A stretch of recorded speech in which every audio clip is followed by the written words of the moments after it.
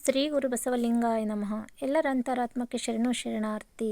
Shri Basava Yogashrama ಬಸವಬೆಟ್ಟ, ಕಪ್ಪತ್ಗಿರಿ, Kadkol, Gadag district.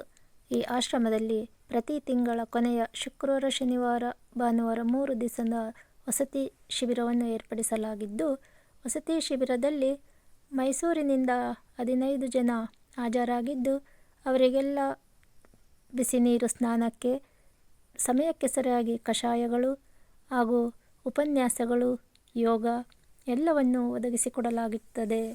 ಹಾಗಾಗಿ ಎಲ್ಲರೂ ಈ ಶಿಬಿರಕ್ಕೆ ತಪ್ಪದೆ ಪ್ರತಿ ತಿಂಗಳು ಇರುತ್ತದೆ, ಹಾಜರಾಗಿ ಆರೋಗ್ಯವನ್ನು ನಿಮ್ಮದಾಗಿಸಿಕೊಳ್ಳಿ. ವಿದ್ಯೆ ಕಲಿಯಕ್ಕಾಗಿ ಬನ್ನಿ.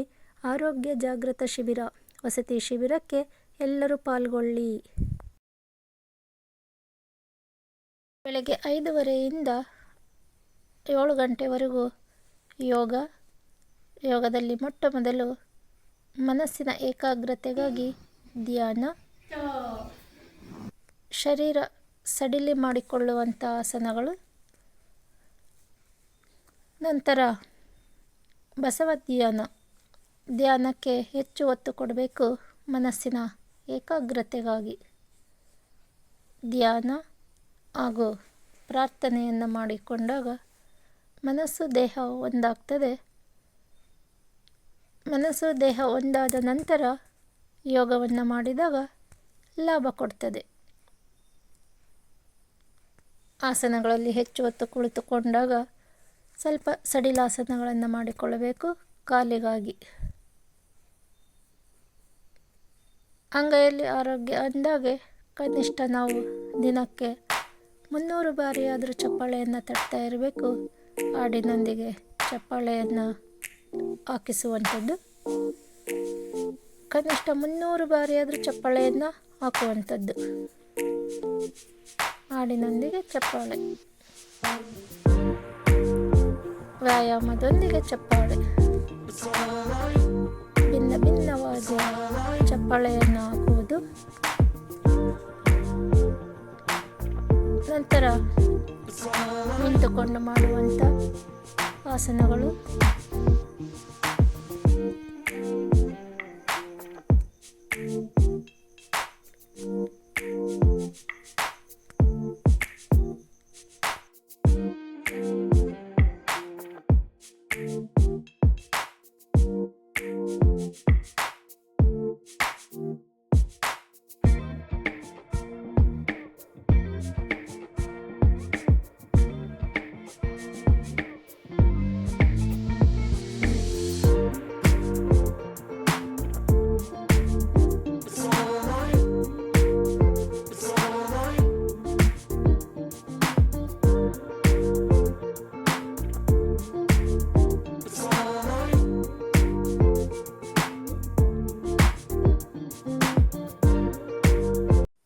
ಪ್ರಾಣಾಯಾಮವನ್ನು ಕೂಡ ಮಾಡಿಸಲಾಗುತ್ತದೆ.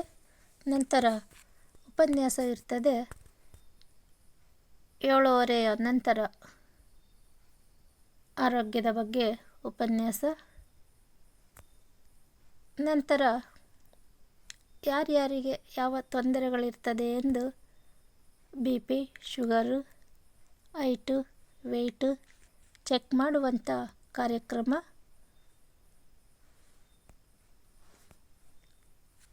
ಅವರವರ ಪ್ರಾಬ್ಲಮ್ಗಳಿಗೆ ಆಹಾರದಲ್ಲೇ ಆರೋಗ್ಯವನ್ನು ಕಂಡುಕೊಳ್ಳುವಂಥದ್ದು, ಆಹಾರದ ಮುಖೇನ ಆರೋಗ್ಯವನ್ನು ಸರಿ ಮಾಡಿಕೊಳ್ಳುವಂಥ ವ್ಯವಸ್ಥೆಯನ್ನು ತಿಳಿಸಿಕೊಡಲಾಗುವುದು ಈ ಶಿಬಿರದಲ್ಲಿ. ಯಾವುದೇ ಔಷಧರಹಿತವಾಗಿ, ಯಾವುದೇ ಔಷಧ ತೆಗೆದುಕೊಳ್ಳದೆ, BP ಆಯಿತು, ಶುಗರ್ ಆಯಿತು, ಥೈರಾಯ್ಡ್ಗಾಯಿತು, ತೂಕ ಇಳಿಸಿಕೊಳ್ಳುವುದಕ್ಕಾಯಿತು, ಪ್ರತಿಯೊಂದಕ್ಕೂ ಆಹಾರದಲ್ಲೇ ಸುಲಭ ಸಲಹೆಯನ್ನು ನೀಡಲಾಗುವುದು ಆರೋಗ್ಯ ಜಾಗೃತ ಶಿಬಿರ. ಈ ಶಿಬಿರದಲ್ಲಿ ಔಷಧರಹಿತವಾಗಿ ಬದುಕುವಂಥ ವಿದ್ಯೆಯನ್ನು ಕಲಿಯುವುದು ಆರೋಗ್ಯ ಜಾಗೃತ ಶಿಬಿರ. ವಸತಿ ಶಿಬಿರದಲ್ಲಿ ತುಂಬ ಜನ ಬೇರೆ ಬೇರೆ ಕಡೆಯಿಂದ, ಅದರಲ್ಲೂ ಹೆಚ್ಚಿನದಾಗಿ ಮೈಸೂರಿನಿಂದ ಬಂದಂಥ 15ರಿಂದ 18 ಜನ ಶಿಬಿರಾರ್ಥಿಗಳು ಮೈಸೂರಿನವರಾಗಿದ್ದು, ತುಂಬ ಖುಷಿಯಿಂದ ಕಾಲ ಕಳೆದು ಆರೋಗ್ಯವನ್ನು ತಮ್ಮದಾಗಿಸಿಕೊಂಡು ತಮ್ಮ ಊರಿಗೆ ಹೋಗಿದ್ದಾರೆ. ಮತ್ತೆ ಬರುತ್ತೇವೆ. ಮುಂದಿನ ಶಿಬಿರದಲ್ಲಿ ಇನ್ನೂ ಹೆಚ್ಚಿನ ಜನವನ್ನು ಕರ್ಕೊಂಡು ಬರ್ತೀವಿ ಅಂತ ಆಶ್ವಾಸನೆಯನ್ನು ಕೊಟ್ಟು ಹೋಗಿದ್ದಾರೆ. ಕಾದು ನೋಡಬೇಕು ಎಷ್ಟು ಜನ ಬರ್ತಾರೆ. ಮತ್ತು ಪ್ರತಿ ತಿಂಗಳು ಕೂಡ ಇರ್ತದೆ ಆರೋಗ್ಯ ಜಾಗೃತ ಶಿಬಿರ, ವಸತಿ ಶಿಬಿರ.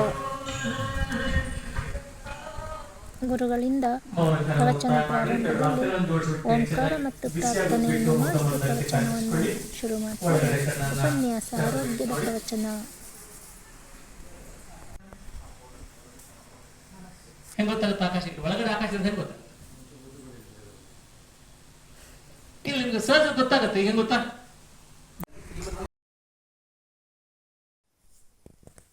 ಸಮಯಕ್ಕೆ ಸರಿಯಾಗಿ ಆಹಾರ ತೆಗೆದುಕೊಳ್ಳುವಂಥ ಕಾರ್ಯಕ್ರಮ ನಡೀತಾ ಇದೆ. ಅಮೃತ ಆಹಾರ. ತಮ್ಮ ತಮ್ಮ ಆಹಾರವನ್ನು ತಾವೇ ತಯಾರಿಸಿಕೊಂಡು ಎಲ್ಲರೂ ತೆಗೆದುಕೊಳ್ಳುತ್ತಾ ಇದ್ದಾರೆ ಖುಷಿ ಖುಷಿಯಿಂದ. ಯಾವುದೆಂದರೆ ನಿಸರ್ಗದತ್ತವಾದ ಆಹಾರ ಜೇನುತುಪ್ಪ. ಜೇನುತುಪ್ಪದಲ್ಲಿ ಅಮೃತನೇ ಅಡಗಿದೆ ಅಂತ ಹೇಳ್ಬೋದು. 3 ದಿನಗಳ ಕಾಲ 3 ಸಮಯನೂ ಕೂಡ ಅಮೃತ ಸೇವನೆಯನ್ನೇ ಮಾಡ್ತಾ ಇದ್ದಾರೆ. ಅಮೃತ ಆಹಾರ, ಜೇನುತುಪ್ಪದ ಆಹಾರ.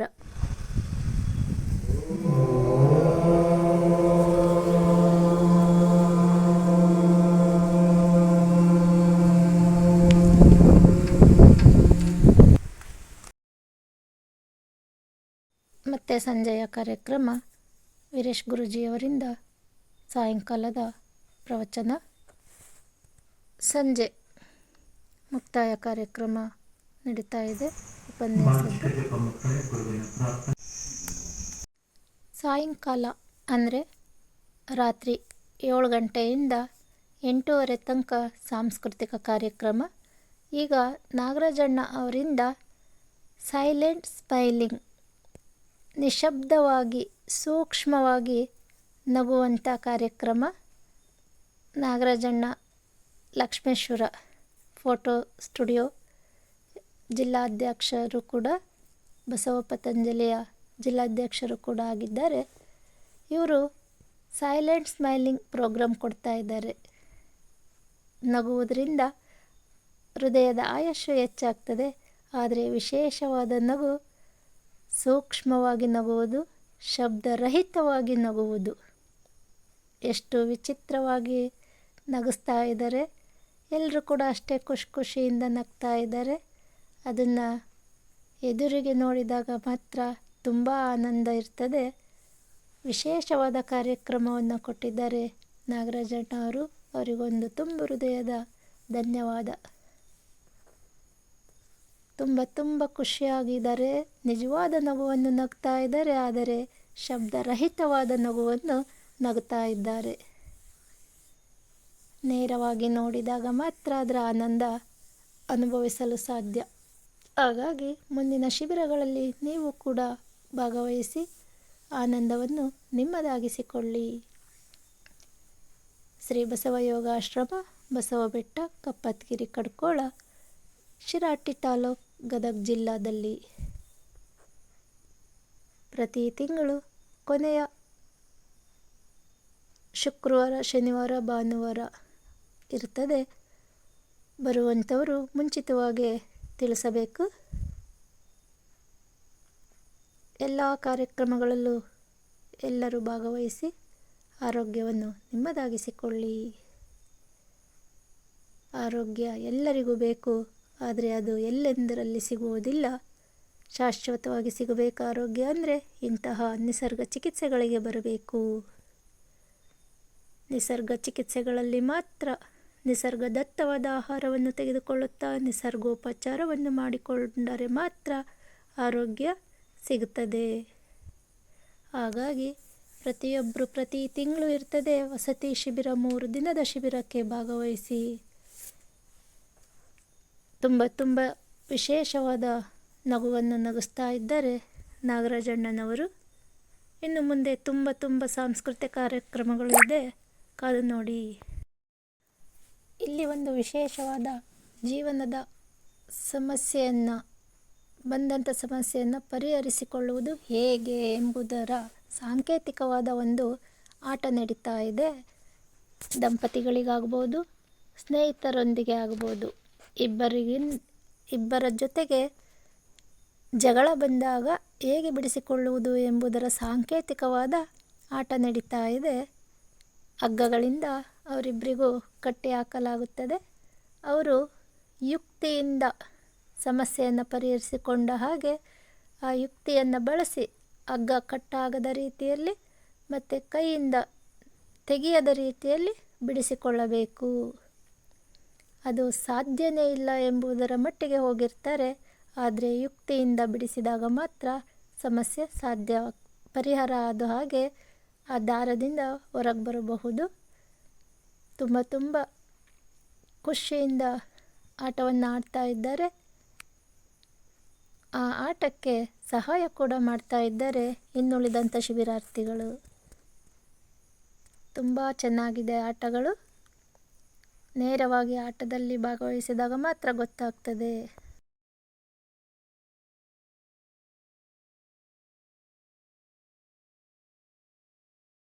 ಮತ್ತೊಂದು ಆಟ ನಾಗರಾಜಣ್ಣ ಅವರಿಂದ. ನೀ ಆಡಿಸಿದಂಗೆ ಆಡುವ ಗೊಂಬೆಯಂತೆ ಅನ್ನೋ ಹಾಗೆ ಗೊಂಬೆ ಸುತ್ತರದ ಹಾಗೆ ಸುತ್ತರಿತಾ ಇದ್ದಾರೆ. ಅವರ ಹಾಗೆ ಮಾಡೋಕ್ಕೆ ಟ್ರೈ ಮಾಡ್ತಾ ಇದ್ದಾರೆ ಉಳಿದ ಶಿಬಿರಾರ್ಥಿಗಳು. ಎಷ್ಟು ಈಸಿಯಾಗಿ ಸುತ್ತಾಡ್ತಾ ಇದ್ದಾರೆ.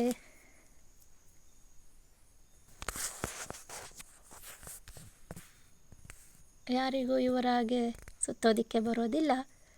ಟ್ರೈ ಮಾಡಬೇಕು, ಎಲ್ಲರೂ ಟ್ರೈ ಮಾಡಬೇಕು. ಸಾಧ್ಯ ಇದೆ, ಮನಸ್ಸು ಮಾಡಿದರೆ ಮಹಾದೇವನಾಗಬಹುದಂತೆ.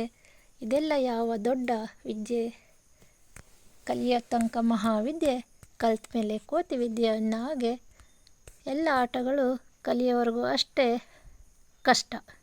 ಕಲ್ತ ಮೇಲೆ ಬಹಳ ಸುಲಭವಾಗಿ ಆಟ ಆಡ್ಬೋದು, ಖುಷಿಯಿಂದ ಆಡ್ಬೋದು. ಇಷ್ಟಪಟ್ಟು ಆಡಿದಾಗ ಕಷ್ಟ ಆಗೋದಿಲ್ಲ. ಮೂರನೆಯ ದಿವಸ ಶರೀರ ಶುದ್ಧೀಕರಣ, ಶಂಖ ಪ್ರಕ್ಷಾಳನ, ವಿರೇಚನ ಕ್ರಿಯೆ, ಏನೆಲ್ಲ ಹೆಸರು ಇಟ್ಟು ಕರೀತಾರೆ. ಆದರೆ ಉದ್ದೇಶ ಒಂದೇ, ಬಾಡಿ ಸ್ವಚ್ಛ ಆಗೋ ಅಂಥದ್ದು. ಗಾಡಿಯನ್ನು ಹೇಗೆ ಓರಾಯಿಲ್ ಮಾಡಿಸ್ತೀವೋ ಹಾಗೆ ಈ ಬಾಡಿಯನ್ನು ಓರಾಯಿಲ್ ಮಾಡುವಂಥ ಚಿಕಿತ್ಸೆ. ಈ ಚಿಕಿತ್ಸೆಯನ್ನು ತುಂಬ ದಪ್ಪ ಇರೋರು 45 ದಿನಗಳಿಗೊಮ್ಮೆ ಮಾಡ್ಕೋಬೇಕು.